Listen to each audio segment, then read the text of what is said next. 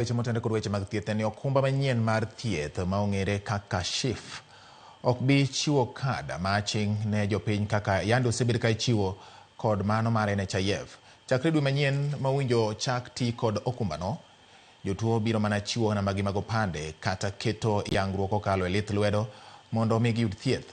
Jakom mar board mar SHA Dr. Timothy Olweny mane otwak kod jofwambo koni ji duto owinjo olim ute mag thieth Huduma Centers, apise mag SHIF kata oti kod simbegi e ndikruok mondo mi wuoth ochakre kamoro achiel.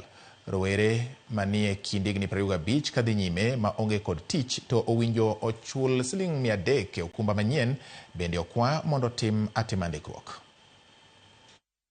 There are going to be no cards in the traditional sense the way NHIF cards have been there.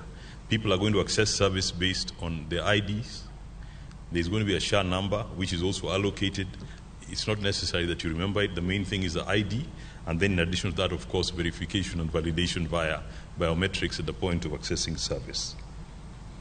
There has been the question about this that has gone around on social media about this 25-year-old who has got no income and still is required to be able to pay the premium.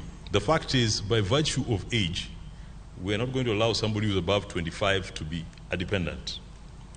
And that is, I think, is the same as it has been even in the previous one. The only difference is, if they cannot pay on their own, somebody else will pay for them. If, for example, they're living with the parents and the parents choose to pay for them, they'll be paid for, but now they're regarded as a separate household by virtue of age.